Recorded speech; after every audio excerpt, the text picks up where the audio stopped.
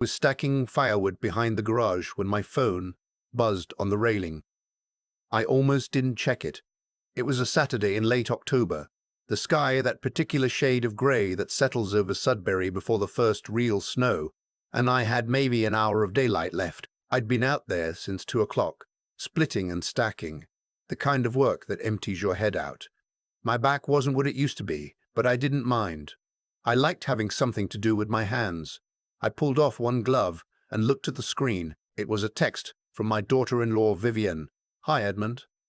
Just wanted to say we're so grateful for everything you contributed toward the house. It means the world to us. We love it here. I do want to mention, Victor's mum has asked if Christmas this year could be just immediate family. She's been dealing with some health stuff and finds big gatherings overwhelming. We hope you understand. We'll make sure to see you before or after. Merry Christmas in advance." I read it twice. Then a third time. Then I put my phone face down on the railing, pulled my glove back on, and picked up the next log. I spit it clean down the middle. I didn't call my son that night. I knew if I did, I'd say something I couldn't take back, and 40 years of trying to be a reasonable man had taught me that the things you say when your chest is tight are rarely the things you actually mean. So I made tea, sat at the kitchen table in the house where I'd lived alone since my wife passed, and I looked at that text again. Immediate family. Victor was my son. My only son. He was 34 years old, and he had 2 children, my grandchildren, a girl named Poppy, who had just turned 7, and a boy named Thomas, who was 4 and still had that round-cheeked look that made your heart hurt. Victor and Vivienne had been married 6 years, and I had done everything I could think of to be supportive without being intrusive. I drove 4 hours round trip to babysit so they could have weekends away. I fixed the deck. I showed up with groceries after Vivienne's second C-section without being asked. I had never once missed a birthday. And 8 months ago, when they told me they'd found a house in Barry but the down payment was short, I'd written a check for $62,000. I had not attached conditions to that check. I want to be clear about that. I'm not the kind of man who gives a gift and then holds it over someone's head. I did it because they needed it, because I was in a position to help, and because I thought that's what you do when you love people. My wife had died 2 years earlier, and the house felt large, and the money felt purposeless sitting in an account. Helping them felt like using it right. I had not expected a throne in their living room. I had not expected weekly dinners or constant invitations or to be treated like some kind of patriarch who needed to be consulted on everything. I just wanted to be present. I wanted to know my grandchildren. Vivienne's mother, Renata, had apparently decided that Christmas was hers. I'd met Renata 4 times over 6 years of marriage. She lived in Oakville, drove a white SUV, and had strong opinions about everything she encountered. The first time I met her, at Victor and Vivienne's wedding, she had spent 20 minutes explaining to me why her side of the family had arranged the seating chart better than mine would have. I'd smiled and let it go. The second time, at Poppy's first birthday, she had arrived an hour early, rearranged the food table, and greeted me as though I were a distant colleague she vaguely recognized. The third time was Thomas's birth, where she had essentially taken up residence in the hospital waiting room and made it clear, with great warmth directed at everyone except me, that she was the grandmother. The fourth time was last Easter, where she had organized an egg hunt that I hadn't been told about until it was already starting. I was not paranoid. I had simply paid attention. I didn't call Victor the next day either. I went to church, came home, made lunch, watched the Leafs lose, and thought carefully about what I wanted to say and what kind of man I wanted to be when I said it.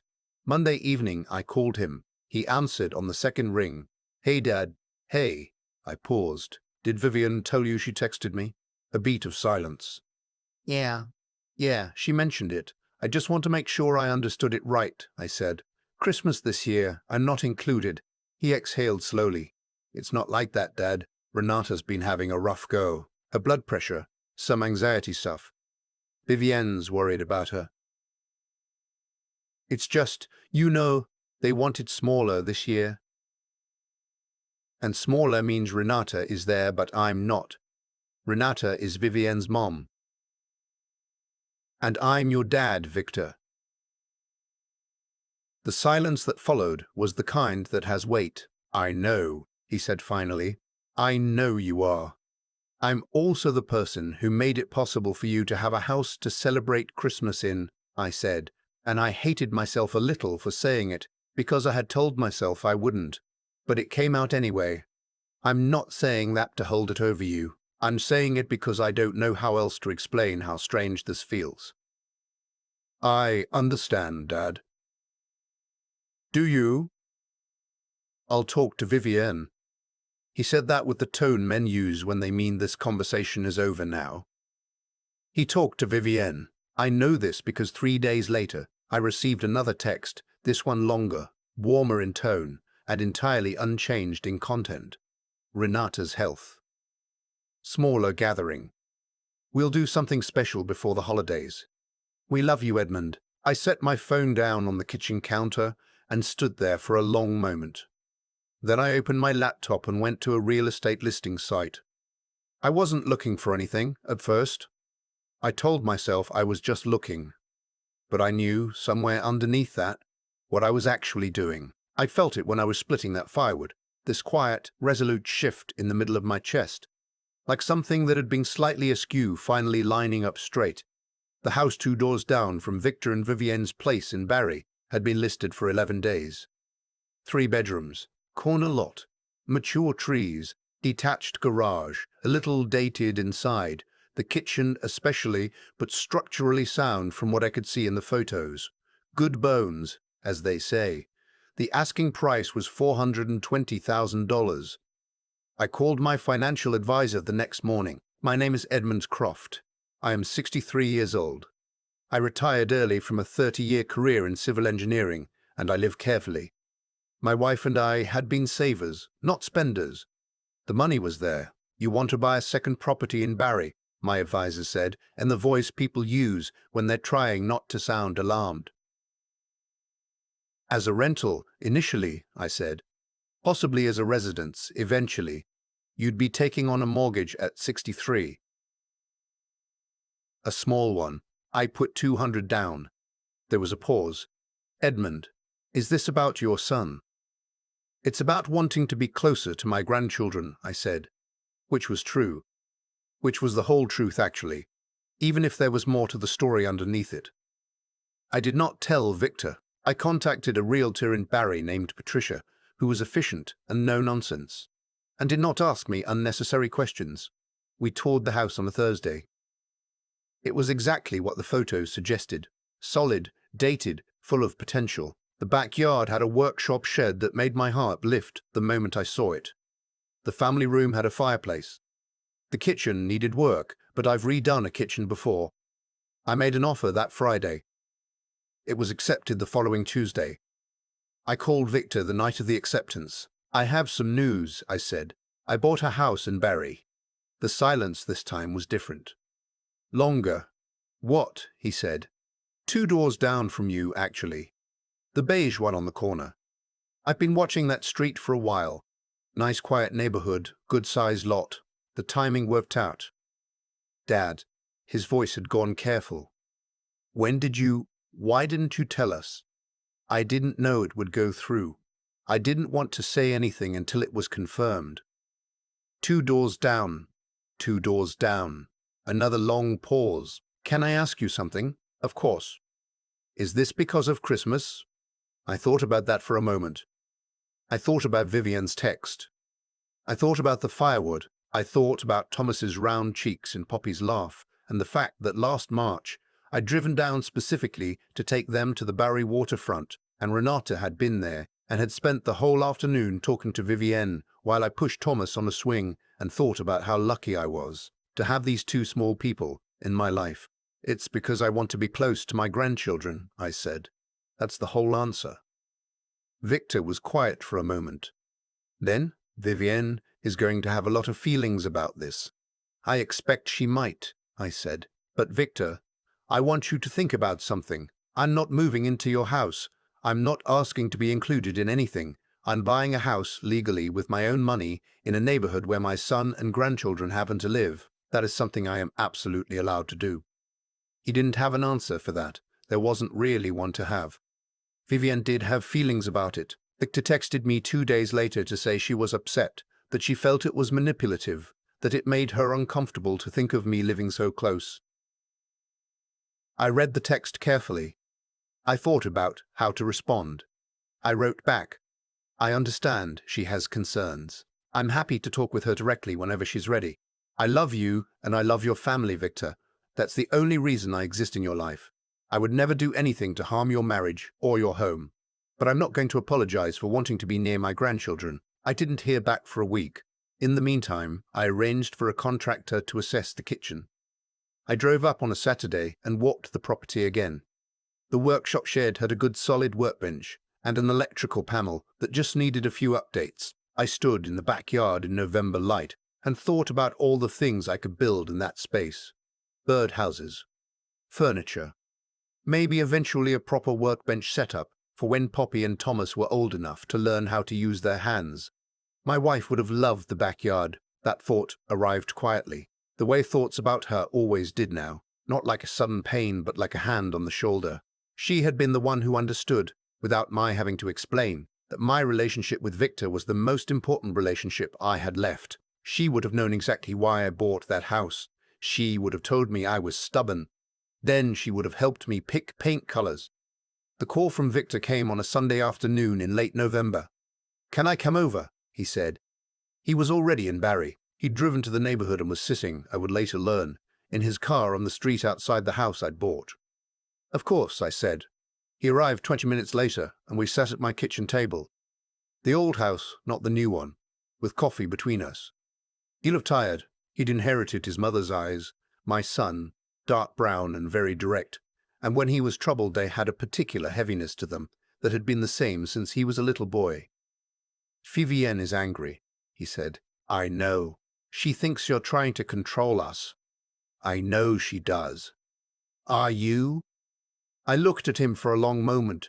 "Victor, when you were 26 and you moved to Vancouver for 2 years for work, did I call you every week asking you to come home?" "No." "When you and Vivienne decided to raise the kids, Catholic even though I'm not, did I say a word about it?" "No." "When Vivienne decided she didn't want the kids to have as much screen time as I tend to offer them, did I argue?" He almost smiled. "No.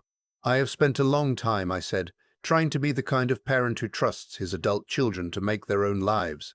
And I think I've done a reasonable job of it. But there is a difference between respecting your independence and accepting being quietly pushed out. I am your father, those are my grandchildren, and I have the right to be present in their lives." He was quiet for a while. Outside, a gust of wind pressed against the kitchen window. "Renata's always been hard," he said finally. "You know that. She has strong opinions about what family looks like. Vivienne grew up with that. It's just kind of in the air she breathes." "I understand that. She genuinely convinced herself, I think, that Thanksgiving, and now Christmas, having you there was somehow less than ideal. Because you're not Vivienne's family. I'm your family," I said quietly. "I'm your family," I said quietly, "which means I'm Poppy's family. And Thomas's." He nodded slowly. "I know, Dad. I know."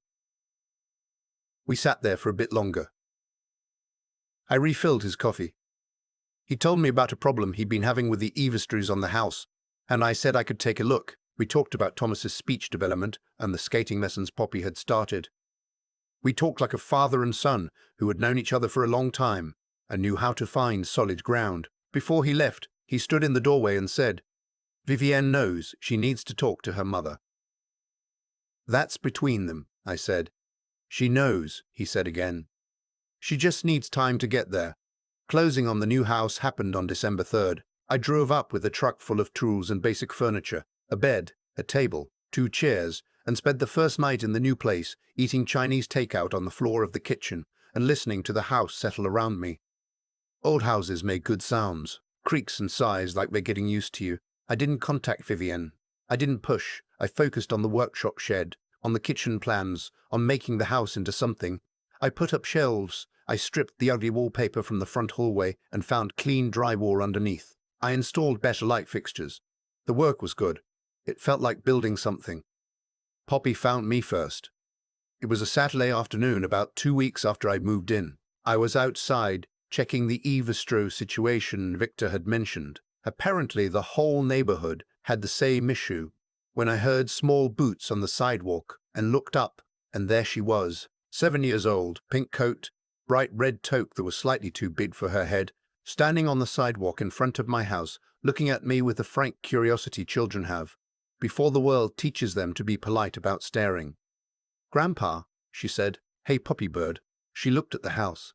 She looked at me. "Is this your house now?" "It is." She considered this. "Can I see inside?" I looked down the street toward her house. I could see the light on in the front window, and after a moment I saw Vivienne standing in the doorway watching. We looked at each other for a moment from 2 doors away. I raised a hand. Not a wave exactly. More of an acknowledgement. After a moment, she raised hers back. "Let me just text your mom first," I said to Poppy, and I did, and Vivienne replied with a single thumbs up. Poppy spent 45 minutes in my new house that afternoon, investigating every room, asking questions about the workshop, sitting on my only kitchen chair with complete confidence, and informing me gravely that the upstairs bathroom had a weird smell, and I should probably look into that. Thomas arrived 20 minutes in, escorted by a slightly flustered Victor, who had clearly not expected his father to be in the middle of a home renovation inspection conducted by a 7-year-old. We drank hot chocolate at the kitchen table. All 4 of us. Victor sat on an overturned milk crate because I only had one spare chair. It was not elegant. It was very good. Vivienne came 2 days later, by herself, without the kids, in the afternoon. I heard the knock on the door and found her on the step with a container of cookies. "Shortbread," she said. "The kids helped." "Thank you," I said. "Come in." She came in. We sat at the kitchen table. She looked around the kitchen with the eye of someone who knows houses. Her own mother had renovated several, I remembered, and I could see her actually looking, actually registering the work I'd been doing. "The wallpaper is gone," she said. "Found good walls underneath." She nodded slowly. She wrapped both hands around her mug and was quiet for a moment. "I owe you an apology," she said. I started to say something, but she held up a hand. "No, let me. I should have told my mother a long time ago that she doesn't get to decide who is and isn't part of our family. She does this. She kind of expands to fill whatever space she's given, and I've let her do it for years because it was easier than fighting. But it wasn't fair to you. It wasn't right." She looked up. "You have never been anything but kind to us, and what you did for the house, what you gave us, we don't even have words for it. And then I texted you what I texted you, and it was—" She stopped, shook her head. "I'm sorry, Edmund." I looked at this young woman who had married my son, who had given me 2 grandchildren, who had very likely spent several difficult weeks working her way to this table and this conversation. "I accept your apology," I said. "Genuinely, no conditions on that either." She laughed a little, and it broke something open in the room. "I talked to my mother," she said. "It wasn't easy. She doesn't change easily. But she understands now that Christmas includes you. It will always include you. That's not up for renegotiation." "Thank you," I said, and I meant it simply, without triumph, without anything underneath it. Christmas that year was at Victor and Vivienne's house, 2 doors down from mine. Renata was there. She was civil to me, which was all I had ever asked for, and she spent most of the evening focused on Vivienne and the children, which was fine. I didn't need her warmth. I had everything I needed. Poppy sat beside me at dinner and informed me, in great detail, about every present she had received that morning. Thomas fell asleep against my arm on the couch at 7:30, still wearing a paper crown from a Christmas cracker, and I sat very still for almost an hour so I wouldn't wake him. I looked at the room around me. My son laughing at something on the television. My daughter-in-law in the kitchen with her mother, their voices low and warm. The tree in the corner with its lights reflecting in the dark window. The smell of good food, the weight of a small sleeping boy leaning into me. I was 63 years old. My wife was gone. My career was behind me. But I was exactly where I was supposed to be. In the new year, I started the kitchen renovation in earnest. Poppy helped me pick the cabinet handles. She had very decided opinions about hardware, which I found deeply funny and completely endearing. Victor came over most Saturday mornings to help, And we discovered that we worked well together, in the same way we'd always talked well together, in comfortable stretches of quiet, punctuated by things that mattered. One morning in February, he came in, hung up his coat, and said, "You know, when you told me you'd bought this house, I thought you'd lost your mind." "I know you did." "I think I was wrong," he said. I handed him a coffee. "I know that too." He smiled. I handed him a coffee. "I know that too." He smiled. It was the same smile he'd had at 8 years old when he knew he'd been caught out about something but was choosing to find it funny rather than feel bad. Some things don't change, no matter how old your children get. That's not a sadness. It's a grace. I bought the house because I needed to. I bought it because I had watched, quietly and patiently, as someone else's priorities began to slowly crowd out my place in a family I had helped build. I bought it because I am 63 years old and I have learned, the hard way, that love is not passive. It is not something you wait around to have granted to you. Sometimes it means showing up. Sometimes it means planting yourself with great stubbornness and great love, exactly where you need to be, and letting the rest of it work itself out. The workshop shed by March was exactly what I had wanted it to be.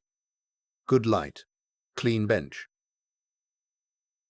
the right tools in the right places. I was in there one Saturday afternoon when I heard small feet on the gravel path and then Poppy's voice saying, "Grandpa, can I learn how to make something today?" I set down the plane I was holding. "Yes," I said. "Come in, close the door behind you, and we'll start at the beginning." I've been thinking a lot lately about the difference between being patient and being passive. For most of my life, I confused the two. I thought that staying quiet, staying out of the way, not making a fuss, I thought that was the decent thing to do. And in many situations it is. But there's a point where staying quiet stops being decency and starts being surrender. And the two feel different, even if from the outside they look the same. What Renata did wasn't dramatic. That's what made it so effective for a while. It was gradual. A small exclusion here, a gathering I wasn't told about there, a text from Vivienne that was warm in tone and cold in substance. Nothing I could point to and say, "This is wrong." Just a slow, steady narrowing of the space I was allowed to occupy. That kind of thing works on you quietly. It makes you wonder if you're being unreasonable just for noticing it. I didn't buy that house to punish anyone. I want to be clear about that, even now. I bought it because I understood, finally, that wanting something isn't enough. You have to be willing to act on it. I wanted to be present in my grandchildren's lives, in Poppy's life, in Thomas's life, and wanting that while sitting 4 hours away and waiting for invitations that might not come was not a plan. It was just hope, which is a fine thing to have but a poor substitute for actually showing up. What I've learned, really learned, not just understood in theory, is that the people who end up where they want to be are usually the ones who thought clearly about what they actually wanted, made a decision based on that, and then followed through even when it was uncomfortable. That sounds simple. It isn't. The thinking clearly part is harder than it sounds because when you're hurt, clarity is the first thing to go. I spent 2 days splitting firewood before I trusted myself to act. That wasn't delay. That was me trying to make sure I was acting from something solid rather than something wounded. There's a version of this story where I called Victor the night I got that text and said everything I was feeling. It would have felt good for about 10 minutes. Then it would have made everything worse. The restraint wasn't weakness.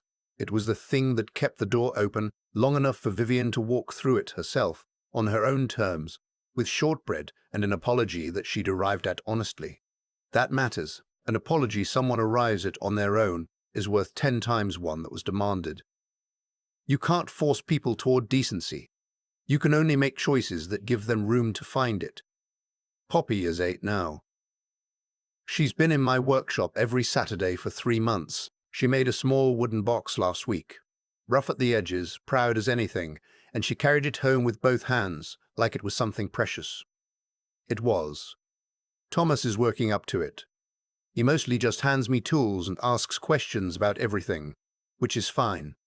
That's how you start. I think about my wife often in that workshop. I think she would have found the whole thing, Renata, the text, the house purchase, the eavesdrew conversation, both infuriating and deeply funny. She had a gift for holding those two things at once.